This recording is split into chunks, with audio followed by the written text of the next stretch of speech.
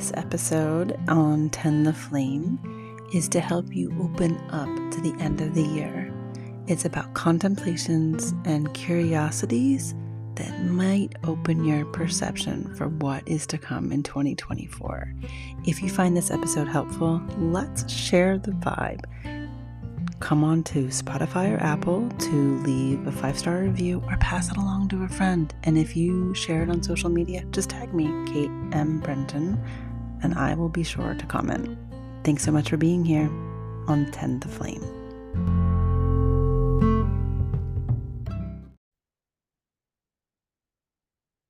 I was so excited to record this podcast for you. We're in the liminal space of the year.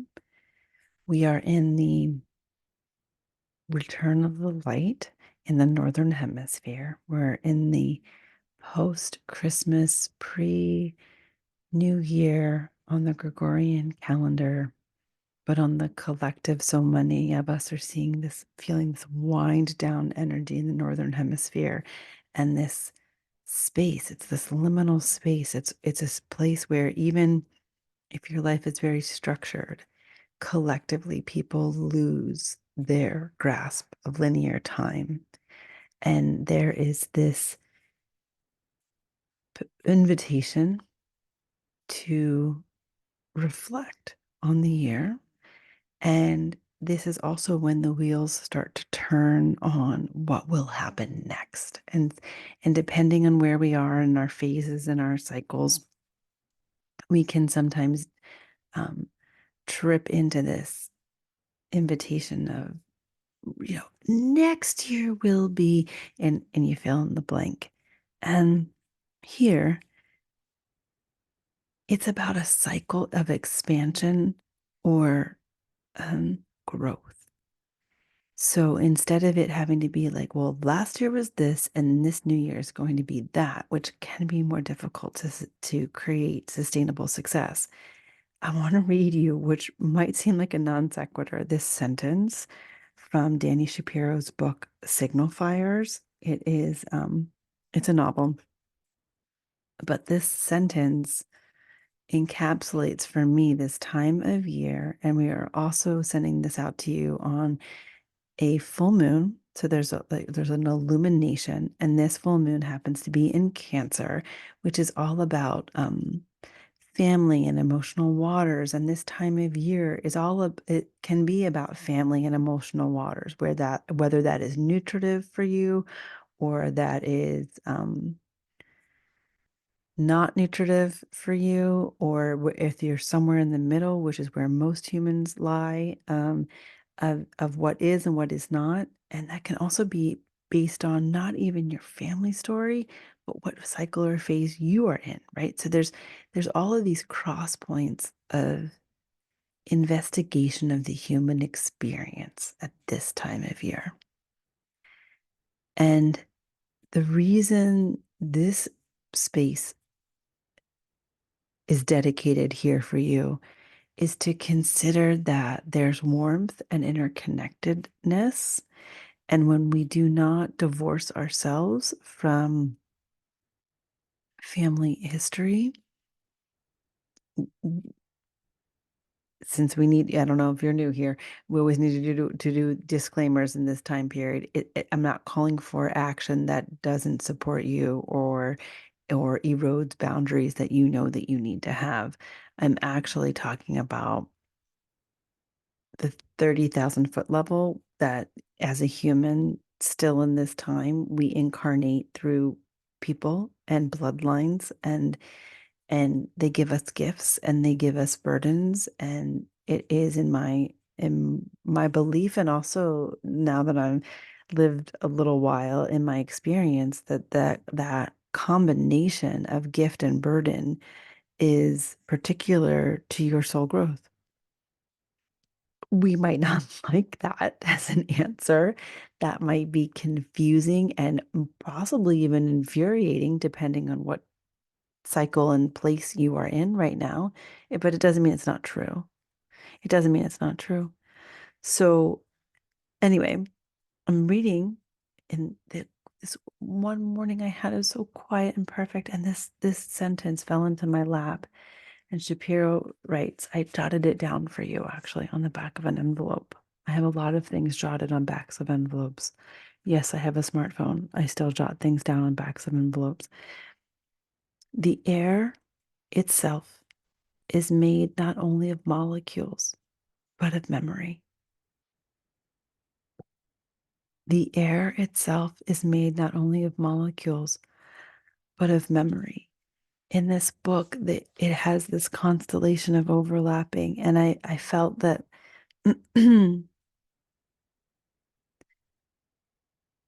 that of course there can be a burden that the air itself is full of memory. There is always an invitation, eventually, if we can find it, to alchemize it into a gift. And I have this, I'm going to just plant, I'm not going to, I want to lay something out for you, for maybe it is relevant and maybe you can pick it up. That rather than moving further away from understanding the path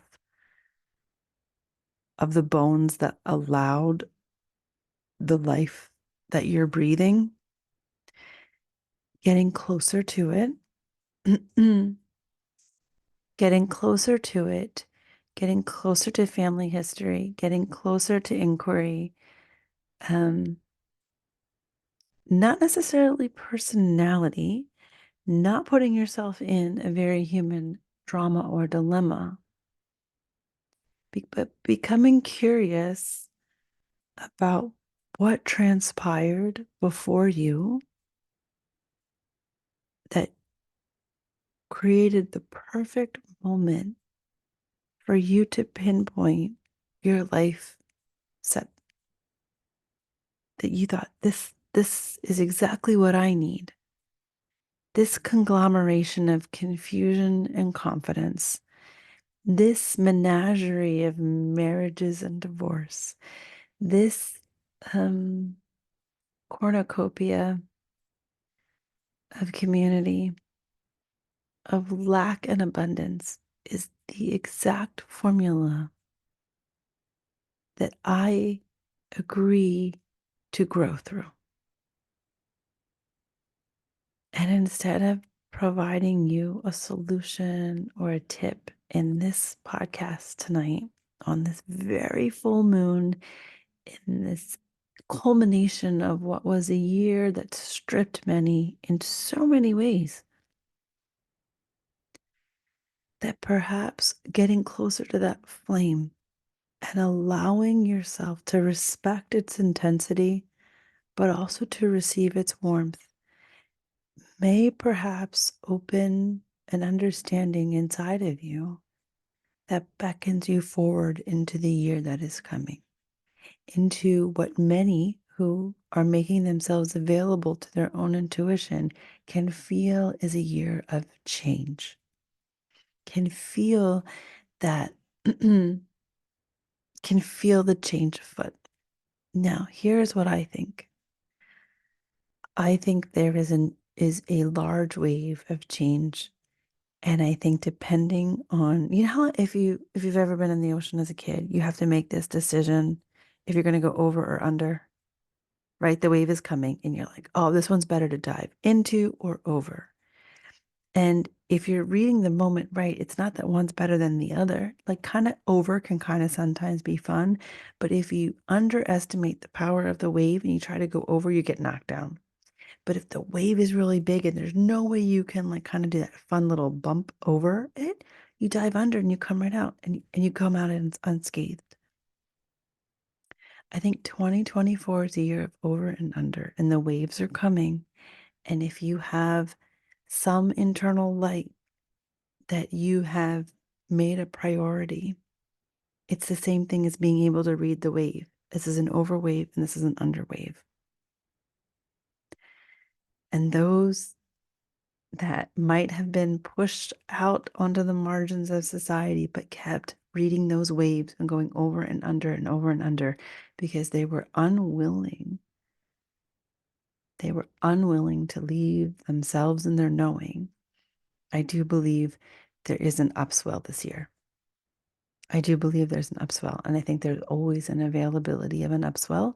And I think, for my life, sometimes that just means we're in phases and cycles that other people don't understand, and we might not even understand. And then all of a sudden, the cards, the universal cards, shuffle, and things start to make sense.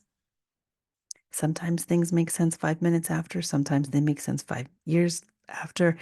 And I'm going to put out there that sometimes they don't make sense for decades or maybe even another lifetime. But it's all going to shake out.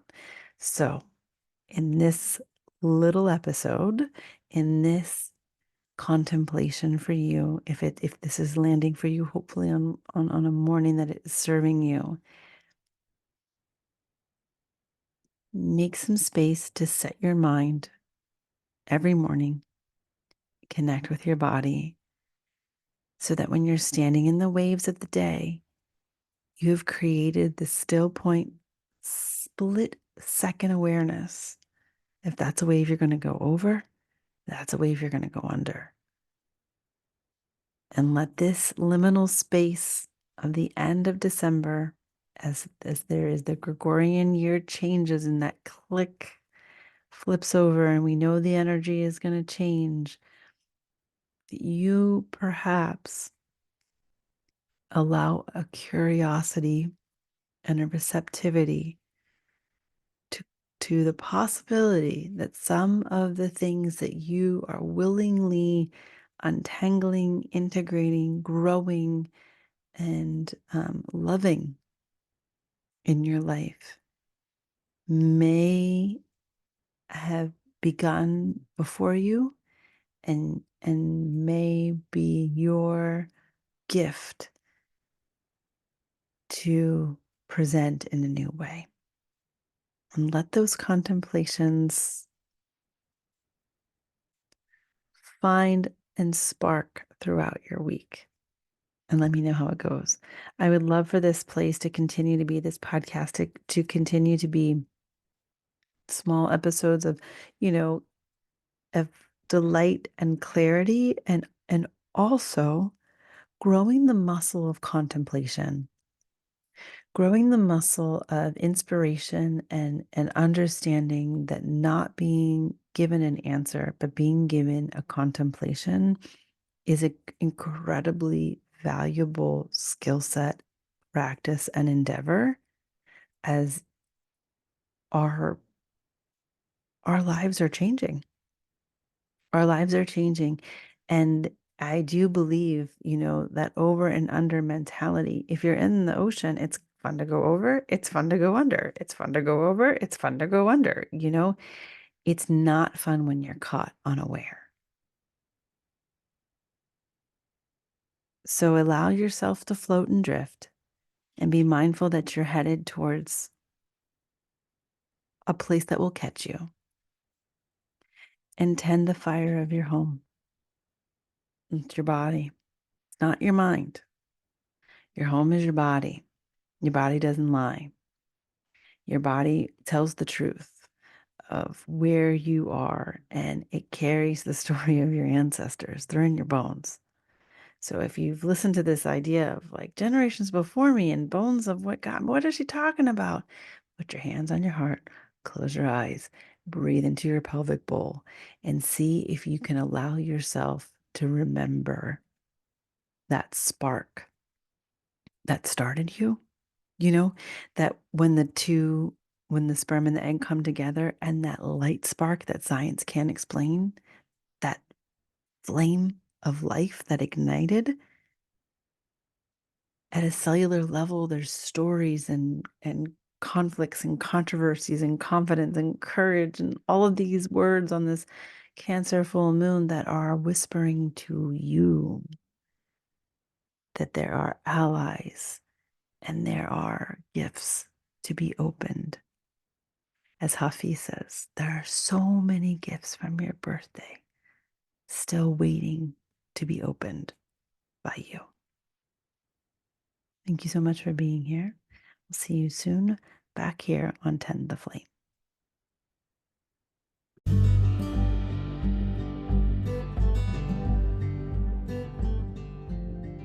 Thanks for tuning in to the podcast. If you want to learn more about contemplating the year or the upcoming offerings, hop on over to katebrenton.com. You can hop on the newsletter or see where I write at Substack, katebrenton@substack.com. Thanks for being here. See you back here next week.